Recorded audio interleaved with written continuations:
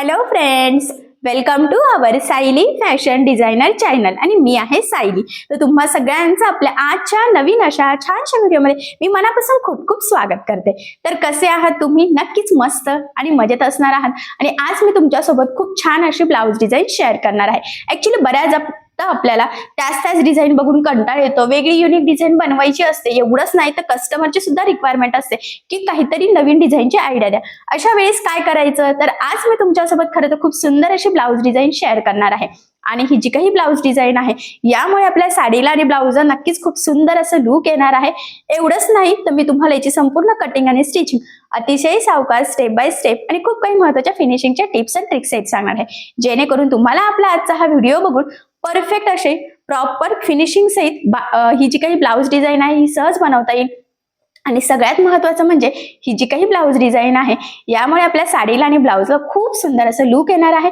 So अशी छानशी latest trending new look मधली ब्लाऊज डिझाईन तुम्ही नक्की ट्राय करून बघा. ठीक आहे, सो चला मग वेळ न घालवता आपण आपल्या आजच्या छानशा व्हिडिओला सुरुवात करूयात. आणि हा व्हिडिओ तुम्ही स्किप न करता पूर्ण नक्की बघा, जेणेकरून तुम्हाला आपला आजचा हा व्हिडिओ बघून परफेक्ट अशी प्रॉपर फिनिशिंग सहित ही ब्लाऊज डिझाईन सहजच बनवता येईल. ठीक आहे, सो चला मग आता आपण स्टार्ट करूयात. तर हे बघा, इथे तुम्ही बघू शकतात की हा आहे ब्लाऊज पीस. खरं तर हा छान असा पार्टीवेअर शायनी साडीवरचा ब्लाऊज पीस आहे. तुम्ही म्हणजे बघितल्यावरच लक्षात येते की किती शाईन आहे त्याला. आणि याचा जो काही अस्तर आणि मेन फॅब्रिक आहे तर असं दोन्हींचा बॅक पार्ट आपण इथे ऑलरेडी कटिंग करून घेतलेला आहे. सो सगळ्यात आधी आता याचं मेजरमेंट कसं आहे ते मी तुम्हाला सांगते, म्हणजे तुम्हाला तुमच्या मापानुसार या डिझाईनसाठी कशा पद्धतीने कटिंग स्टिचिंग करावी हे सहजच लक्षात यावं. यासाठी त्याचबरोबर यावर आपण पार्टीवेअर लुक मधली खूप सुंदर अशी ब्लाऊज डिझाईन बनवणार आहोत. सो बघा, मग हा जो काही ब्लाऊज आहे तर ह्या ब्लाऊजची जी काही उंची आहे तर ती आहे इथे 12.5 इंच, 1 इंच मार्जिन, असं टोटल आपण इथे 13.5 इंचाला मार्किंग करून घेतलेली आहे. त्यानंतर वरच्या साईडला आपण टाकत असतो पूर्ण शोल्डर. हा बोटनेक ब्लाऊज आहे त्यामुळे मग पूर्ण शोल्डरचं निम्म 60 टाकलेला आहे. आणि 4 इंच आपण इथे गळारुंदीची सुद्धा मार्किंग करून घेऊयात. त्यानंतर इथे खालच्या साईडला आपण टाकलेला आहे मुंडा. तर मुंडा इथे घेतला आहे 7 इंच. क्रॉसमध्ये 1ला मार्किंग करून बॅक साईडच्या मुंड्याचा शेप सुद्धा दिलेला आहे. इथून टाकत असतो छातीचा 14 भाग अधिक 1.5 इंच किंवा 2 इंच मार्जिन, तर 9 अधिक 1.5 असं टोटल मार्किंग करून आपण हा बॅक पार्ट इथे ऑलरेडी कटिंग केलेला आहे. सो आता सगळ्यात आधी गळ्याची जी काही मार्किंग आहे तर ती आपण इथे अस्तरच्या बॅक पार्टवर करून घेणार आहोत. सो बघा, मग आता वरून आपल्याला एक 3 इंचाची मार्किंग करायची आहे. त्यानंतर तिथून आता आपल्याला खाली डायरेक्टच आपला जो काही शेप आहे तर तो पूर्ण कमरेपर्यंत आहे, त्यामुळे मग 4 इंच गळारुंदीची मार्किंग खाली आणि मध्ये करून घेतलेली आहे. आता पट्टीच्या सहाय्याने हे पॉइंट जॉईन करून इथे आपल्याला बॉक्स तयार करून घ्यायचे आहे. खरं तर ही आपली बेसिक स्टेप आहे. बोटनेक मध्ये तुमचा कुठलाही शेप असला तरी सुद्धा सगळ्यात आधी आपल्याला 2 बॉक्स तयार करूनच घ्यावे लागतात. फक्त बऱ्याचदा 2 बॉक्स मध्ये अंतर असतं, तर इथे आपलं काही अंतर नाहीये, दोन्ही बॉक्स एकदम अटॅच आहे. ठीक आहे, सो बघा, मग बेसिक इथपर्यंत मार्किंग झाल्यानंतर वरती आपल्याला गळ्याची मार्किंग करून घ्यायची आहे.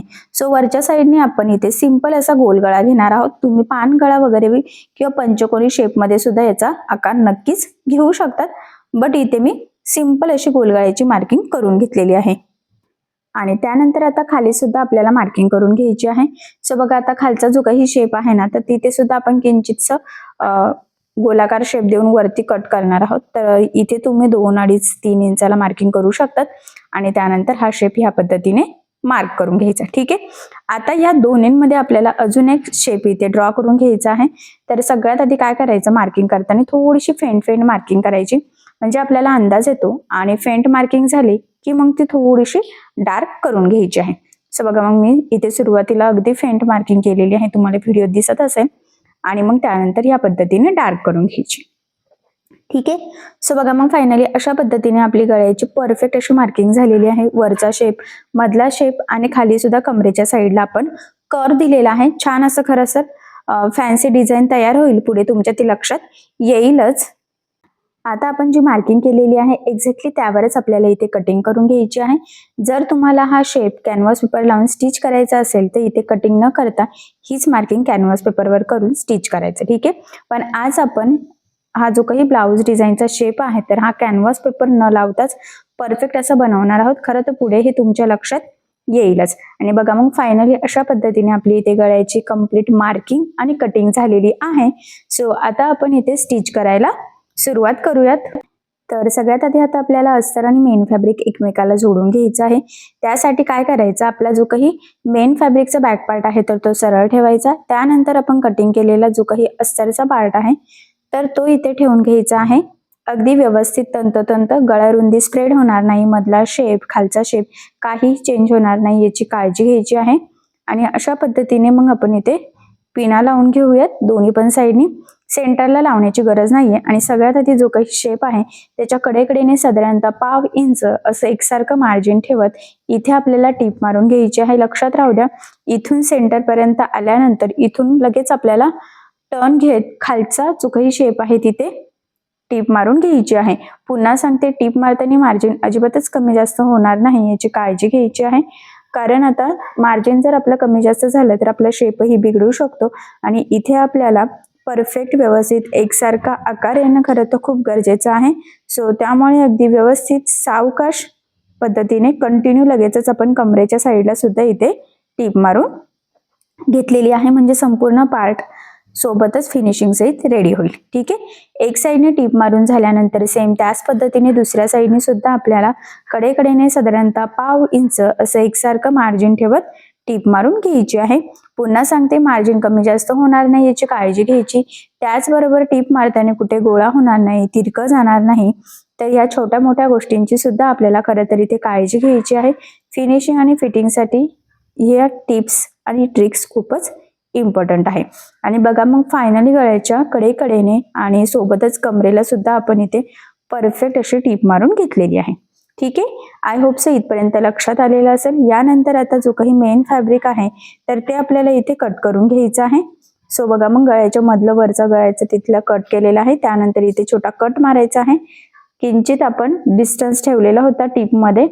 हा पॉईंट सुद्धा इथे खूप इम्पॉर्टंट आहे, लक्षात राहू द्या. कारण दोन्ही पार्ट आपल्याला खरं तर हे सेपरेट करायचे आहे आणि त्या आधीच आपण कट करत नाही, जेणेकरून आपल्याला स्टिचिंग करणं इझी जावं. आधीच जर कट केले तर बऱ्याचदा गळा रुंदी वगैरे आपल्या शेप खूप सारा स्प्रेड होऊ शकतो, तिरका होऊ शकतो आणि मग त्यामुळे फिनिशिंग आणि फिटिंगला प्रॉब्लेम येतो. आपल्याला जसा हवा बॅक पार्ट तसा प्रॉपर तयार होत नाही. त्यामुळे मग टीप मारूस तो दोन्ही पार्ट जॉईंटच ठेवायचे आहे. ठीक आहे. त्यानंतर आता ह्याला आपल्याला छोटे छोटे कट्स मारायचे आहेत, जेणेकरून ज्यावेळेस आपण हा पार्ट सरळ करू तर तो प्रॉपर परफेक्ट फिनिशिंग सहित सरळ यावा, आपला शेप जसा आहे तसाच यावा. त्यासाठी ही स्टेप खरं तर खूपच इम्पॉर्टंट आहे. महत्वाचं म्हणजे खूप सारे कानाकोपरे वगैरे असले तर तिथे सुद्धा व्यवस्थित कट्स मारणं गरजेचं आहे. एवढंच नाही तर मोस्ट इम्पॉर्टंट म्हणजे कट्स मारताना चुकूनही ब्लाऊजला कट जाता कामा नये याची आपल्याला काळजी घ्यायची आहे. जर तसं झालं तर पुन्हा आपलं फिनिशिंग तर बाजूलाच राहिली पण आपला ब्लाऊजच बिघडू शकतो. सो त्यासाठी अगदी व्यवस्थित आणि काळजीपूर्वक आपल्याला ही स्टेप इथे खरं तर फॉलो करायची आहे. आणि बघा मग फायनली आपले कट्स मारून झालेले आहे. आता हे पार्ट आपल्याला इथे सरळ करायचे आहेत. सो बघा मग बेसिकली ह्या पद्धतीने सरळ केल्यानंतर जे काही कानेकोपरे आहेत तर ते एखाद्या शार्प गोष्टीने अगदी अलगद अलगद प्रेस करून व्यवस्थित बाहेर काढून घ्यायचे आहेत. तर हा पॉईंट सुद्धा इथे खूपच इम्पॉर्टंट आहे फिनिशिंगसाठी. नाहीतर बऱ्याचदा तो जर का आपला कोपरा व्यवस्थित बाहेर आला नाही तर मग आपली फिनिशिंग गळ्याचा आकार बिघडू शकतो. तर बघा एक साईडचं सरळ झालेलं आहे. सेम त्याच पद्धतीने आता आपण दुसऱ्या साईडचं सुद्धा इथे सरळ करून घेऊयात. आणि बघा मी म्हटल्याप्रमाणे अगदी व्यवस्थित सावकाश काळजीपूर्वक कानेकोपरे व्यवस्थित बाहेर सेट करतच आपल्याला इथे ही टीप मारून घ्यायची आहे. ठीक आहे. सो बघा मग फायनली खरं तर आपले दोन्ही पण पार्ट्स इथे अगदी व्यवस्थित प्रॉपर सरळ झालेले आहे. आता इथे आपल्याला गळ्याच्या कडेने द्यायची आहे दाबटीप. सो बघा मग आता दाबटीप देताना लक्षात राहू द्या की जो काही आपला आतला अस्तरचा कपडा आहे तर तो वरती दिसणार नाही, जेणेकरून आपली फिनिशिंग बिघडायला नको. सो फिनिशिंगसाठी खूपच महत्वाची टिप्स आहेत, तर ही तुम्ही आवर्जून फॉलो करायचीच आहे. ठीक आहे. सो बघा मग मी किती व्यवस्थित सावकाश आणि काळजीपूर्वक खरं तर इथे दाबटीप देते. आणि इथे तुमच्या हेही लक्षात येईल की आपला गळा आणि कमरेचा पार्ट खरं तर दोन्ही सोबतच फिनिशिंग सहित रेडी होत आहे. आणि बघा मग फायनली एक साईडचा पार्ट आपला इथे रेडी झालेला आहे. आता सेम याच पद्धतीने दुसऱ्या साईडचा जो काही पार्ट आहे तिथे सुद्धा आपल्याला दाबटीप द्यायची आहे. आणि इथे सुद्धा दाबटीप देताना अस्तरचा जो काही आतला कपडा आहे तर तो वरती दिसणार नाही याची आपल्याला खरं तर काळजी घ्यायची आहे. हा पॉईंट मोस्ट इम्पॉर्टंट आहे, लक्षातच राहू द्या. अजिबात गडबड करायची नाहीये. अगदी सावकाशपणे आपल्याला ह्या स्टेप्स फॉलो करायच्या आहे. कारण मी नेहमीच सांगत असते फक्त एखादी डिझाईन बनवणंच इम्पॉर्टंट नसतं, तर ती प्रॉपर परफेक्ट फिनिशिंग आणि फिटिंग सहित तयार करणं सुद्धा तितकंच गरजेचं असतं. कारण जर तुम्ही डिझाईन कितीही छान बनवली पण जर त्याला फिनिशिंग नसेल तर ब्लाऊजला अजिबातच लुक येत नाही. सो त्यामुळे डिझाईन कशीही असो पण ती व्यवस्थित फिनिशिंग सहित येणं खूपच गरजेचं आहे. आणि फायनली बघा दापटीप देऊन दोन्ही पण पार्ट्स आपले अगदी परफेक्ट प्रॉपर असे रेडी झालेले आहे. आता यानंतर पुढची महत्वाची स्टेप आहे ती म्हणजे आपल्याला कडेकडेने टीप मारत अस्तर आणि मेन फॅब्रिक एकमेकाला जोडून घ्यायचं. आता हे जोडताना जेवढं शक्य आहे तेवढं कमीत कमी मार्जिन पकडायचं आहे, कारण हे मार्जिन आपण कटिंग करताना कुठेही कॅल्क्युलेट केलेलं नसतं. त्याचबरोबर इथे टीप मारताना कुठे गोळा होणार नाही, तिरकं जाणार नाही. तर या छोट्या मोठ्या गोष्टींची सुद्धा खरं तर आपल्याला इथे काळजी घ्यायची आहे. आणि बघा मग फायनली आपण टीप मारून घेतलेली आहे. त्यानंतर आता काय करायचं, कडेकडेने टीप मारून घ्यायची आहे. आणि जे काही म्हणजे टीप मारल्यानंतर जे काही एक्स्ट्राचं मेन फॅब्रिक आहे ना, खरं तर ते कट करून परफेक्ट असा बॅक पार्ट आपल्याला इथे रेडी करून घ्यायचा आहे. कारण तुम्हाला सगळ्यांनाच माहीत आहे अस्तरवर आपण परफेक्ट कटिंग करत असतो, पण ब्लाऊज पीसचा कपडा आपण थोडंसं एक्स्ट्राचं मार्जिन ठेवून कटिंग करतो जेणेकरून स्टिचिंग करणं इझी जावं यासाठी. सो फायनली हे दोन्ही पण पार्ट्स अगदी प्रॉपर परफेक्ट फिनिशिंग सहित आपले रेडी झालेले आहे. सो आता आपण पुढची डिझाईन बनवायला इथे सुरुवात करूयात. सो त्यासाठी हे पार्ट्स मी सध्या साईडला ठेवते. आणि जे काही खरं तर इथे तुम्ही जर तुम्हाला कापडी नॉट बनवायची असेल तर तुम्ही बनवू शकतात, पण असंही हा पार्टीवेअर ब्लाऊज आहे, स्ट्रेचेबल आहे थोडासा, त्यामुळे ते अगदी व्यवस्थित होणार नाही. म्हणून मग मी इथे रेडीमेड गोल्डन कलरची नॉट घेतलेली आहे. असेही गोल्डन कलर इझिली ही कशावरही मॅच होतच असतो. असं बघा मग ह्या पद्धतीने 1-1 मीटरच्या अशा 2 नॉट इथे कट करून घेतलेल्या आहे. आणि त्यानंतर आता आपल्याला इथे छोटे छोटे चौकोन कट करून तयार करून घ्यायचे आहे. डिझाईन बनवण्यासाठी लागणार आहे, पुढचे जी काही डिझाईन बनवायची आहे त्यासाठी खरं तर. सो बघा 2 इथे कट केलेले आहे. तसे आपल्याला भरपूर लागणार आहे इथे. एका साईडला आपल्याला 3 लागणार आहे, दोन्ही साईडने मग 6 आणि वरती खाली 6 12. तर टोटल आपल्याला इथे 12 चौकोन कट करून घ्यायचे आहे छोटे छोटे. तर बघा इथे तुम्ही 2.5 बाय 2.5 घेऊ शकतात कट करून, 3 बाय 3 कट करून घेऊ शकतात. तुम्हाला किती साईजचे हवा आहे तर ते तुमच्यावर डिपेंड आहे. सो बघा मग सोबतच मी इथे कट करून घेतलेले आहे. त्यानंतर आता एक मोठा चौकोन सुद्धा आपल्याला इथे कट करायचा आहे. ठीक आहे. सो अशा पद्धतीने मग ते 2 आपण इथे सोबतच कटिंग करून घेतले. आता पुन्हा सेम असंच करायचं आहे, 2 मोठे चौकोन कट करायचे आहे आणि 6 छोटे छोटे चौकोन. ठीक आहे. सो बघा मग मी इथे सुद्धा आता हे कट करून घेते आणि पुढे तुमच्या लक्षात येईलच की हे कशासाठी आपल्याला एवढं कट करायचं आहे ते. ठीक आहे. सो बघा मग फायनली एवढं सगळं कटिंग झालेलं आहे. सो आता आपण इथे स्टिच करायला सुरुवात करूयात. तर सगळ्यात आधी आता इथे बघा जे काही मोठा चौकोन होता तो घेतला, या पद्धतीने फोल्ड करायचा, पुन्हा मध्यभागी दोन्ही साईडने फोल्ड करून घ्यायचा आहे. त्यामध्ये नॉट टाकलं की या पद्धतीने पुन्हा त्यावर दुमडून घ्यायचं आणि मग तिथे टीप मारून घ्यायची आहे. टीप मारताना सुरुवातीला आणि शेवटी डबल टीप देऊन लॉकही करून घ्यायचं आहे. एक साईडचं झालं की सेम लगेचच आपण दुसऱ्या साईडचं सुद्धा बनवून घेऊया सोबतच. म्हणजे काय होतं, कमी टाइममध्ये दोन्हीही आपलं इथे परफेक्ट असं रेडी होतात. त्यानंतर एक्स्ट्राचं इथे कट करून घ्यायचं आहे. आणि हे कट झाल्यानंतर आता हा पार्ट आपल्याला इथे या पद्धतीने सरळ करायचा. आणि बघा किती सुंदर असं छोटंसं हँगिंग आपलं खरं तर इथे तयार झालेलं आहे. आता आपण इथे सेंटर पासून कट करूयात आणि त्यानंतर आता छोटे छोटे जे काही त्रिकोण होते त्यापासून सिंपल असे आपल्याला त्रिकोणी हँगिंग्स इथे बनवून घ्यायचं आहे. तर थोडंसं डिस्टन्स ठेवायचं आहे. तुम्हाला किती डिस्टन्स दोन्हीमध्ये हवा आहे तर खरं तर ते तुमच्यावर डिपेंड आहे. आणि फोल्ड केल्यानंतर इथे सुद्धा टीप मारताना सुरुवातीला आणि शेवटी डबल टीप देऊन लॉक करायचं. एक्स्ट्राचं कट करून घ्यायचं आहे, धागे वगैरे भरपूर असतं त्याला, आणि मग ते सरळ करायचं. सो बघा मग किती परफेक्ट असं त्रिकोणी लटकन आपलं इथे लावलं गेलेलं आहे. सेम त्याच पद्धतीने आता आपण अजून 2 इथे अटॅच करून घेऊयात, कारण की आपल्याला ते एकावर एक असे लेअरमध्ये बनवायचं आहे जेणेकरून आपली ही डिझाईन अजूनच सुंदर अशी उठून दिसावी. खरं तर त्यासाठी ही स्टेप मोस्ट इम्पॉर्टंट आहे. बघा पुन्हा अजून करून घेतलेलं आहे. आता हे 2 झाल्यानंतर तिसरं सुद्धा आपण इथे लावून घेऊयात. ठीक आहे. सो बघा मग अगदी सोपी पद्धत आहे हे बनवण्याचं, खूप काही अवघड नाहीये. जेवढं शक्य आहे तेवढं सोप्या पद्धतीने खरं तर मी इथे तुमच्यासोबत हे लटकन बनवण्याचा प्रयत्न केलेला आहे आणि सोप्या पद्धतीने शेअर केला. या पद्धतीने तुम्ही बनवलं तर तुम्हाला सुद्धा बनवणं खूपच सोपं जाईल. आणि या व्यतिरिक्त जर तुम्हाला थोड्या वेगळ्या पद्धतीचं हँगिंग बनवायचं असेल तर तुम्ही नक्कीच बनवू शकता. सो बघा इथे एक तयार झालेला आहे. आता सेम ह्याच पद्धतीने आपल्याला टोटल 3 अजून बनवून घ्यायचे आहे. सेम अशीच पद्धत आहे. कटिंग वगैरे तर आपण सेमच केलेलं आहे, त्यामुळे ते नक्कीच बरोबर असे रेडी होतील. ठीक आहे. सो बघा मग फायनली चारीच्या चारी छान असे हँगिंग आपण इथे तयार करून घेतलेले आहे. बघितल्यावरच लक्षात येते की लुक खरं तर किती सुंदर आलेला आहे आणि त्यामुळे नक्कीच आपला ब्लाऊजही मस्त तयार होणार आहे. सो बघा एक आपल्याला इथे अटॅच करायचं आहे. लक्षात राहू द्या, डबल टिप देऊन अगदी व्यवस्थित लॉक करून घ्यायचं आहे आणि लगेचच खालच्या साईडने सुद्धा आपल्याला एक इथे लावून घ्यायचं आहे. तिथे सुद्धा डबल टिप देऊन लॉक करायचं आहे. ठीक आहे.